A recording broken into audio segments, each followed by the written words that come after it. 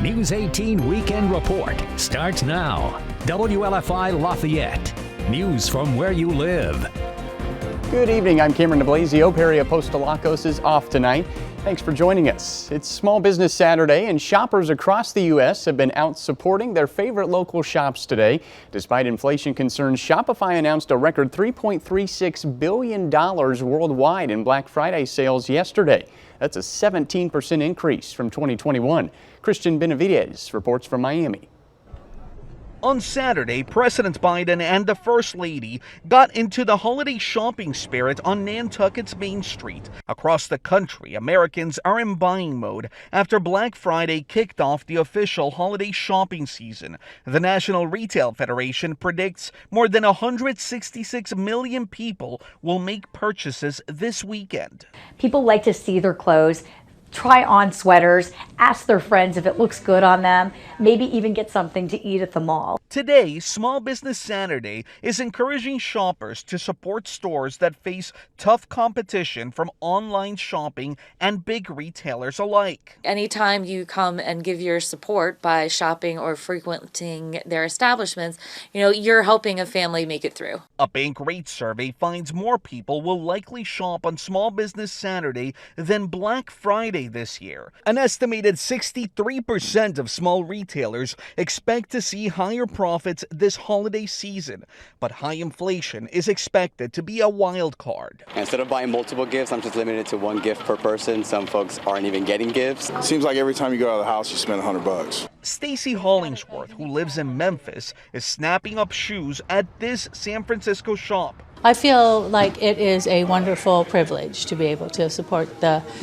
smaller businesses. There's just nothing like the experience. Hollingsworth says she first visited the store in 2013. This year, she bought 4 pairs of shoes. Christian Benavides, CBS News, Miami. And just over a day away now, Cyber Monday discounts are also expected to attract millions of online shoppers looking for those holiday bargains. And those projections are all encouraging news for many toy retailers. With the busiest shopping weekend of the year underway, some say they may need a Christmas miracle. The $39 billion U.S. toy industry logs about half of its annual sales in the weeks leading up to Christmas. But so far, sales are down 3% compared to the same time last year, and stores worry they have too much inventory. America's 2 largest toy companies, Hasbro and Mattel, are counting on a flurry of last-minute shopping to help their bottom line. Some retail experts predict many consumers will put off their toy purchases until the last 10 days before the holiday. They hope parents will want to ensure there are presents for the kids under the tree despite the economic downturn. And shopping isn't the only common tradition happening this weekend. For many of us, it's also time to start putting up those Christmas decorations. And here in Indiana, the state capitol is leading the way. The Circle of Lights on Monument Circle in downtown Indianapolis are now lit for the season. It's the 60th anniversary of the holiday tradition. Thousands gathered for the annual celebration last night. The 52 strands that create the tree on Monument Circle featured more than 4,700 lights. The Circle of Lights will stay lit until the end of the year. And a note for us here in Tippecanoe County, Purdue will be holding its Christmas tree lighting next week. The ceremony at the Memorial Union will be on Wednesday, November 30th at 6:30 p.m. Well, no issues there in that indoor ceremony for them, but it was a beautiful day outside for us today, but that is all going to change pretty quickly overnight here. Storm Team 18 meteorologist Sarah McKenna joins us now with the first check of that forecast. Sarah, we were talking, it's going to get pretty wonky out there. It is. That's exactly the word I used. I'm pretty sure it's a technical term too. Yeah, wonky weather. It sounds right to me. Yeah. I like it. We're going to go with it. Yeah, so far we've had calm conditions today, and as you mentioned, clear conditions. I actually tried to get outside and put up some Christmas lights myself, and hopefully you did as well, because today was a good day to do that. Big changes are in store. Taking a look satellite and radar, you can see the next system moving our way. It's actually the next 2 systems that's going to be moving our way. Low pressure coming in from the south, and then we've got a cold front that's going to be moving this way as well. But for right now, calm conditions. It's 46 degrees. That's actually a warm up. We've already hit the overnight low at 41 degrees earlier this evening. Temperatures are warming up as that low pressure moves this way. And I'm going to tell you what else that means as we go into our full forecast coming up a bit later on. All right, Sarah, thank you. Police in Chesapeake, Virginia are sharing new information about the gunman who killed 6 people and injured several others in a Walmart supercenter Tuesday night. The 31-year-old shooter was a supervisor at the store and left a note claiming he was tormented by his co-workers. We're also learning more about the victims, including a 16-year-old who had just started working at the store. Bradley Blackburn has the latest. Family and friends grieved at a memorial just steps away from the Walmart store where 6 people lost their lives. We now know the youngest was 16-year-old Fernando Chavez Barron. I prayed yesterday night with my whole family for him. We got flowers and candles at home for him too. Fernando started working at the store recently. Loved ones say he used his first paycheck to buy gifts for his mom. Walmart has confirmed that all of the victims in Tuesday's shooting were store employees. The shooter was a store manager who witnesses say opened fire inside a break room as workers were about to start the overnight shift. He literally was just doing like this. He was not aiming at anybody specific. He was just shooting all throughout the room. Police released this memo found in his phone where 31-year-old Andre Bing asked for God's forgiveness and complained about being bullied by co-workers. He seemed to blame the shooting on the belief that his phone had recently been hacked. Investigators say the 9mm handgun he used was purchased legally just hours before the attack. Virginia is not among the 9 states with a waiting period to buy a gun. The rationale behind waiting periods is that gun violence is often impulsive, and forcing a gun buyer to take a cooling off period can reduce violence. Authorities say the shooter, who died at the scene with an apparent self-inflicted gunshot wound, did pass a background check before buying the weapon. He had no criminal history. Bradley Blackburn, CBS News, New York. According to police, 2 other victims who were shot are still in the hospital tonight. One is in critical condition. And from one tragic scene to another, police in Moscow, Idaho say they're pouring through more than 260 tips sent in digitally. This more than 2 weeks since 4 college students were found stabbed to death inside a home there. A Friday night news release from the police department asks the public for any outside surveillance videos from businesses or residents nearby taken between 3 and 6 a.m. the morning of November 13th. Idaho's governor has authorized up to $1 million in state emergency funds that can be used for the ongoing investigation. Police also say speculation about the case without factual backing is, quote, stoking community fears and spreading false facts. Investigators encourage the public to rely on its official releases for updates on the case. As of now, no suspect has been identified. An alert if you've purchased a newer Ford model recently. The company has recalled more than 500,000 SUVs in the U.S. because of a potential fire risk. The fuel injector under the hood could crack in Escapes from 2022 through 2023 and Bronco Sports from 2021 through 2023. If that happens, the company says fuel could leak over hot parts and start a fire. Ford says it's aware of 20 fires that seem to be related to the issue. The company is telling owners to bring their cars to dealerships for a software update. That update will detect a possible cracked injector and tell drivers to pull over and call for service. Some of these same cars were also involved in an earlier recall due to a separate fire risk.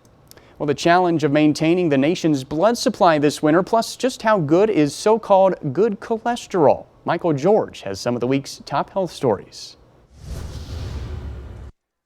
A national poll finds 1 in 7 U.S. parents have not discussed flu or COVID-19 vaccines with their child's primary care provider during the pandemic. Some parents say they went elsewhere because supplies were short. But University of Michigan researchers say the poll suggests other parents are not vaccinating their children at all, and even actively avoiding the discussion by canceling or delaying regular pediatric appointments. High-density lipoprotein, or so-called good cholesterol, may not be as strong a barometer of heart health among all racial and ethnic groups. Research in the Journal of the American College of Cardiology found lower levels of HDL were associated with increased risk of heart attacks among white adults, but not black adults. Higher levels were not protective for either group. And roll up a sleeve in this season of giving. The American Red Cross warns life-saving blood donations typically drop in the fall and winter months. Doctors say flu or COVID vaccines and boosters do not conflict with giving blood. Those are some of the week's top health stories. Michael George, CBS News, New York. Well, stick around after the break. Meteorologist Sarah McKenna has a full breakdown of your only local forecast. Stay with us.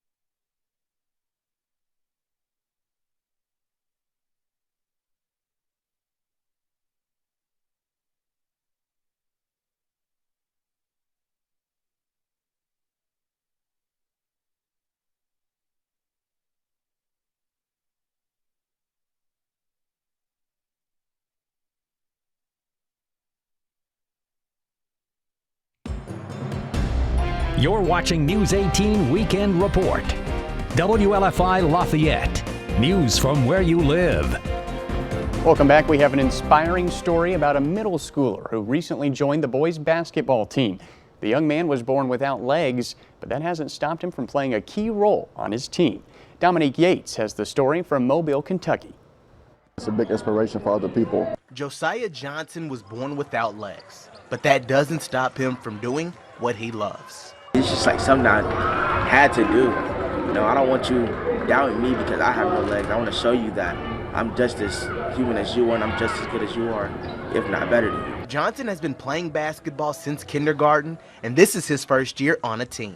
He tried out and made the Moore Middle School team. I acted like I wasn't excited in front of the coach. I was like, oh, okay. And when I went in the gym, I was excited. I was like, I made the team. He's never let any limitations slow him down. He shows up every day. If we have to do sprints or something like that, he'll run them too as well. So that's very exciting to see him actually get out there and do everything that they try to do as well. Not only did he make his team, on Thursday night, he started and he also performed. Johnson is not one to complain. His positivity and determination inspires everyone he comes in contact with. He's improved my confidence as a player and a person, off and on the court, no matter what, just because he don't care what nobody else says. He's him and he don't care. He could inspire other people. Don't think just because you don't have something, you can't do something. You can always pursue what you want to in life. Not everybody can do what he does, so he encouraged us by telling us what to do, you know, if they don't know what to do. A young basketball player with a simple message. Prove your doubt is wrong, I guess. People are going to doubt you regardless of what happens. Dominique Yates, Louisville, Kentucky, CBS News. And now, your Storm Team 18 forecast. Weather from where you live. Well, rain is starting to enter the area. We can see it's just coming out right now into Montgomery County, and that's just the start of things we're going to be having coming this way as we head into our day on Sunday. Low pressure is moving in. That's giving us our next chance of rain. Taking a look right now, we can see temperatures at 46 degrees, and that's actually a warm up here in Lafayette. It was down to 41 earlier with that low pressure and the warmth coming in this way. We've probably already reached our overnight low. We're going to see that temperature kind of stay steady through the overnight hours. What we are going to see change, though, is the rain. We mentioned it's already hitting our southern counties. That's going to continue to move in through the overnight hours. And in fact, you can see it's going to be pretty heavy at periods of point in time as well. Quite heavy rain. So don't be surprised during these overnight hours to hear some thunder or even hear that rain hitting maybe your windows in your house. We're going to have another round of storms move through during the morning hours as well. You see this is at 9 a.m. on Sunday. More storms moving through. Then as we go into the afternoon hours, a lot of the rain's going to clear out, but you notice the wind makes a shift as well. We're going to have some pretty strong winds during the day tomorrow as a cold front is also coming through our area. So let's start with those rainfall totals because this is a lot to unpack. I think we could be seeing anywhere from about 1 inch to 1.5 inches of rain. I wouldn't be surprised if some locations saw 2 inches of rain, kind of depending on where those storms set up. As we go into the wind gusts, which we're going to be seeing tomorrow as well, it's going to start off not too bad for the overnight hours. As we go into the morning hours, we're going to start to see the 20s kind of come into play. By the time we hit the afternoon hours, you saw some of those wind gusts reaching up to 30 miles an hour before tapering before we go into the day for tomorrow, or today for Monday. That's a lot. So here is a breakdown of our day tomorrow. I mentioned I think our temperatures are going to stay pretty steady here at 46 degrees. I'm expecting that even through the morning hours. You see the wind starting to pick up by 9 a.m. As the rain tapers off going into the day, you see those winds and wind gusts go up. Also, the temperatures dropping throughout the day with that temperature going down into the mid to lower 40s when we're normally hitting our daytime high. As we go into the day on Monday, things are going to calm down a little bit. Taking a look at the rest of your 7-day forecast, you can see here Monday a little bit cooler, again following a cold front.